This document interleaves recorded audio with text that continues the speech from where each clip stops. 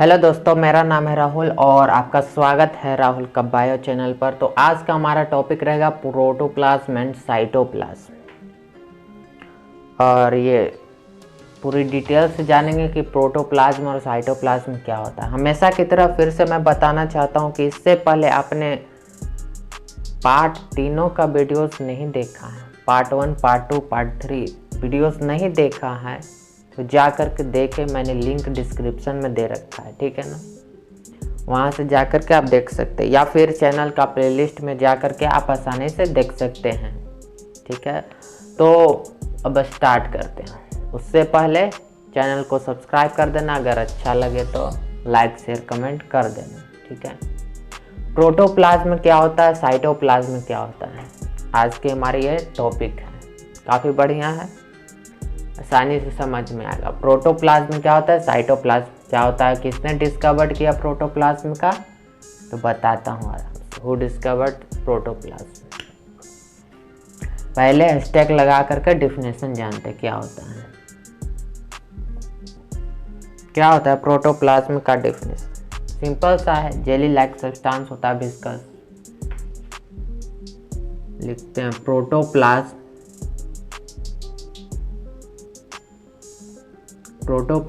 is a viscous semi fluid. क्या होता है? Semi fluid jelly like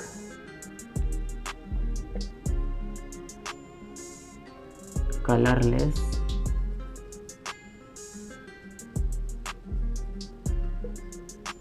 substance, ठीक है। प्रोटोप्लाज्म क्या होता है? एक विस्कस सेमी फ्लूइड होता है, जेली लाइक होता है और कलरलेस सब्सटेंस होता है। इसका कोई कलर नहीं होता है, जेली लाइक होता है, विस्कस सेमी फ्लूइड होता है, ठीक है ना। प्रोटोप्लाज्म होता है। अब बात होती है कि हु डिस्कवर्ड प्रोटोप्लाज्म। इसका डिस्कवर्ड किसने किया था? आप लोग को पता होगा, नहीं पता है तो जान लीजिए। पुरकिंजे ने, जय पुरकिंजे या फिर पुरकिंजे, कब किया था? 1839 में प्रपोज किया था, ठीक है। प्रोटोप्लाज्म कब डिस्कवर्ड किया गया था और किसके द्वारा? तो पुरकिंजे ने 1839 में प्रोटोप्लाज्म का डिस्कवर्ड किया था। ये तो हो गई। अब बात करते हैं कि हमारा जो प्रोटोप्लाज्म होता है वो किस चीज़ से मिलकर के बनता है, और साइटोप्लाज्म और प्रोटोप्लाज्म में क्या अंतर होता है, ठीक है। थोड़ा सा ही अंतर होता है, जानेंगे डिटेल्स। प्रोटोप्लाज्म किस चीज़ से बनता है? साइटोप्लाज्म, यही वाला साइटोप्लाज्म प्लस न्यूक्लियोप्लाज्म।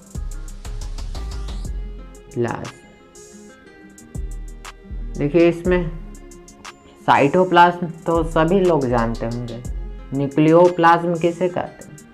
जिसका न्यूक्लियस के अंदर जो आपका फ्लूइड प्रेजेंट होता है उसी को बोलते हैं न्यूक्लियोप्लाज्म, ठीक है ना।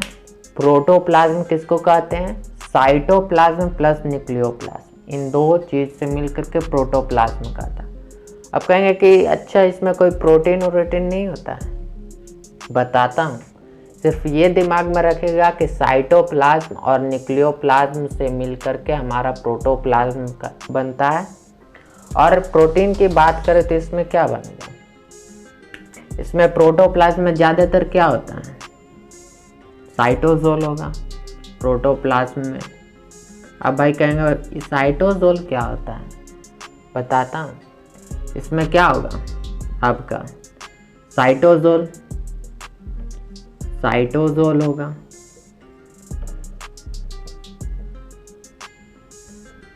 कंसिस्टिंग ऑफ साइटोसोल प्लस में आपका सेल ऑर्गेनल्स सेल ऑर्गेनल्स, और क्या होगा, न्यूक्लियस आएगा, कहेंगे अभी तो कह रहे न्यूक्लियोप्लाज्मा, फिर न्यूक्लियस कहाँ से आएगा। हाँ वही चीज़ लिख सकते हो आप, न्यूक्लियस, इसमें न्यूक्लियस भी आ जाएगा। साइटोप्लाज्म में न्यूक्लियस नहीं आता है। साइटोप्लाज्म मतलब कि न्यूक्लियस के बाहर जो फ्लूइड होता है उसी को हम केवल बोलते हैं। प्रोटोप्लाज्म में क्या कहते हैं, पूरा जो फ्लूइड होता है, सारा अंदर बाहर जो भी फ्लूइड होता है, सेल के अंदर ही मैं कह रहा हूँ। देखिए डायग्राम से समझते हैं, ये आपका सेल हो गया, इसके बीच में न्यूक्लियस हो गया, ठीक है, इसमें फ्लूइड है और बाहर भी फ्लूइड है, ठीक है, बाहर भी फ्लूइड। तो बाहर वाले फ्लूइड को क्या बोलेंगे, आउटर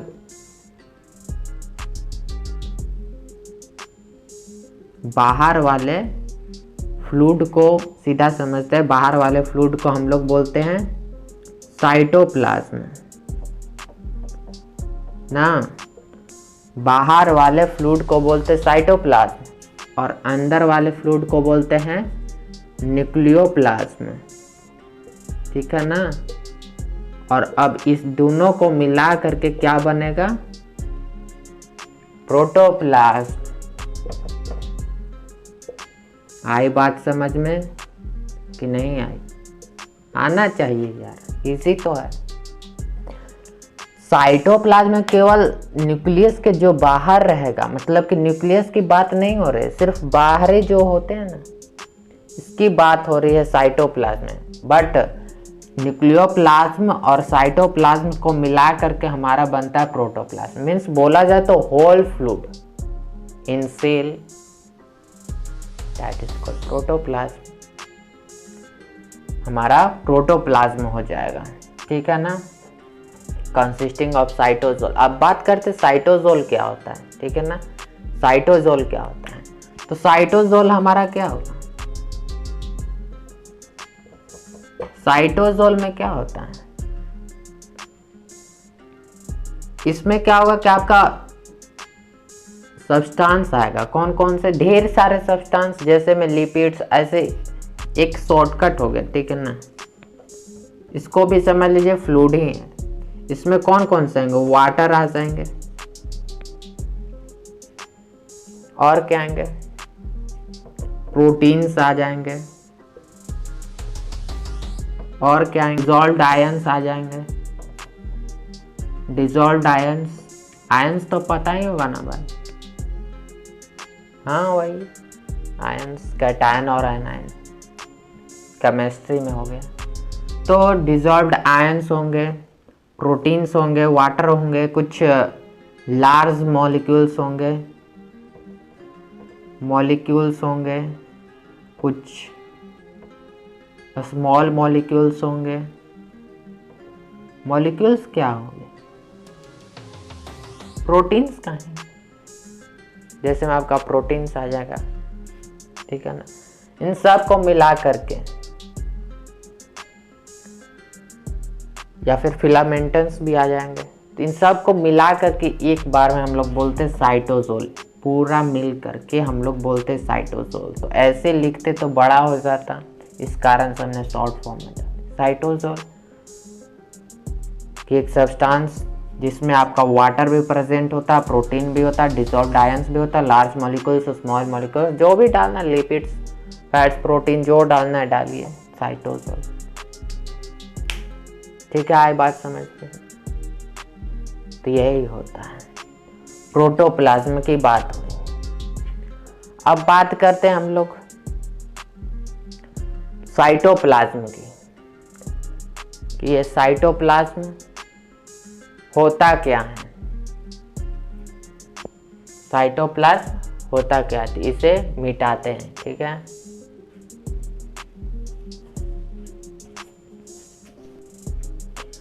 अब बात करते हैं साइटोप्लाज्म की, ठीक है ना, साइटोप्लाज्म। साइटोप्लाज्म भी आपका डेफिनेशन वही हो जाए, colourless, semi fluid, jelly like substance, ये सब आ जाएंगे। तो डेफिनेशन तो मैं लिखूंगा नहीं, क्योंकि वही सेम हो जाएगा, दोनों का वही होता है। और बात करते हैं कि अब साइटोप्लाज्म किस चीज़ से बनता है, ठीक है ना। हमने बताया कि सेल के जो अंदर वाले पार्ट, सेल के जो अंदर वाले पार्ट हो गए ये सब फ्लूइड, ये हो गया आपका न्यूक्लियस, ठीक है ना। तो न्यूक्लियस के जो बाहरी फ्लूइड होंगे, दिमाग में रखिएगा कि न्यूक्लियस के जो बाहरी फ्लूइड होंगे वो होगा आपका साइटोप्लाज्म, वो होगा आपका साइटोप्लाज्म। जो अंदर में होगा न्यूक्लियस के अंदर न्यूक्लियोप्लाज्म, और दोनों को मिला दिया जाए तो प्रोटोप्लाज्म बन जाए, ठीक है। साइटोप्लाज्म किस चीज़ से बनता है? ये आपका कंसिस्टिंग, ये आपका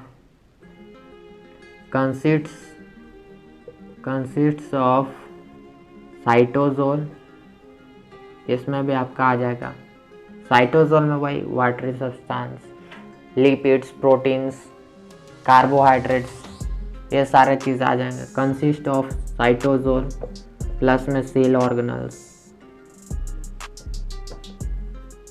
अब भाई कहोगे उसमें भी सेल ऑर्गेनल्स, इसमें भी सेल ऑर्गेनल्स, हाँ, क्योंकि जितने भी mitochondria, endoplasmic reticulum, Golgi apparatus, ये सब जितने सारे हैं ना वो इसी में फ्लोट होते रहते हैं, तैरते रहते हैं, ठीक है ना। और उन सब को, चलिए हो गया, उसके आगे बताता हूँ। और क्या होगा, जो आपका इसके फ्लोटिंग करने वाले जो होंगे ना, इसमें मेनली बहुत सारे ऑर्गेनल्स होते हैं, ठीक है। तो उन ऑर्गेनल्स को क्या बोलते हैं?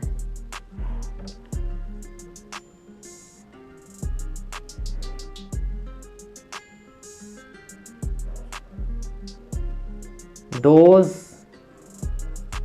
organelles which are float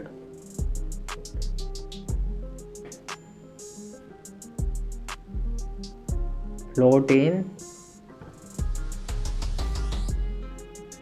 cytoplasm.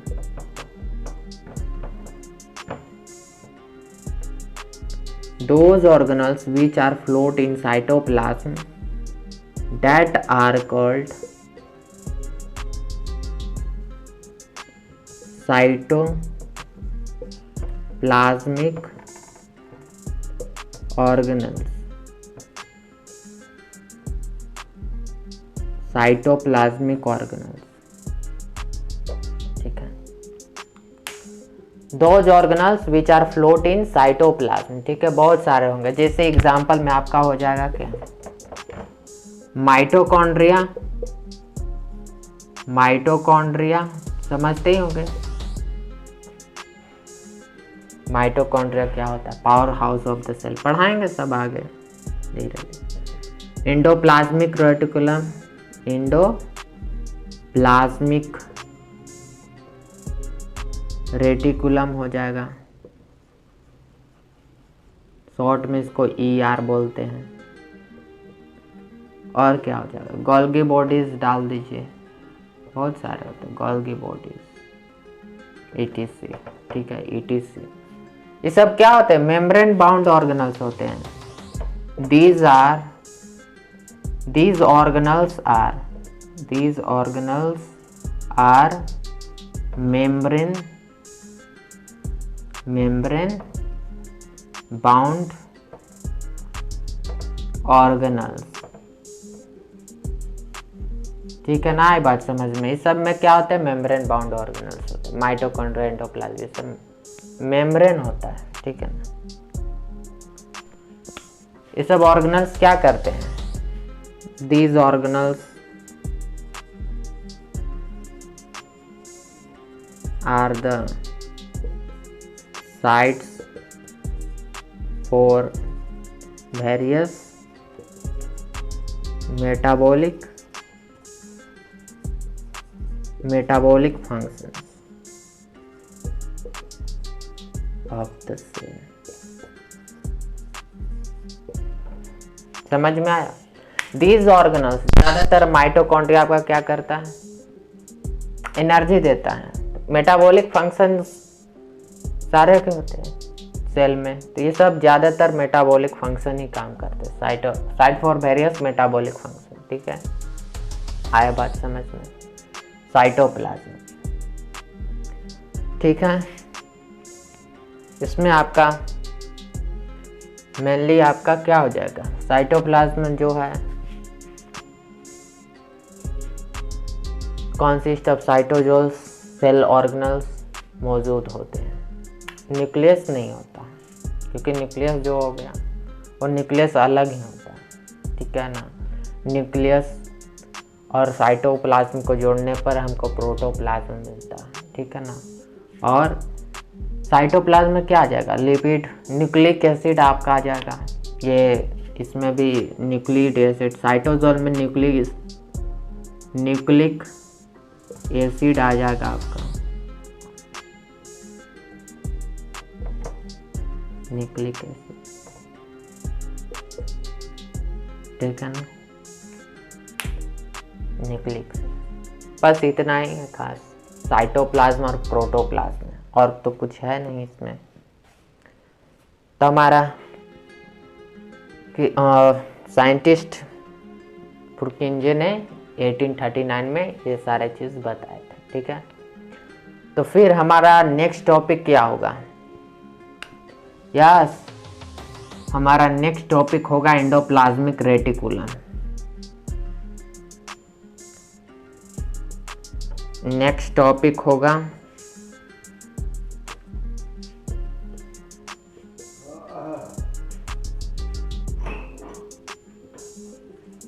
Endoplasmic reticulum.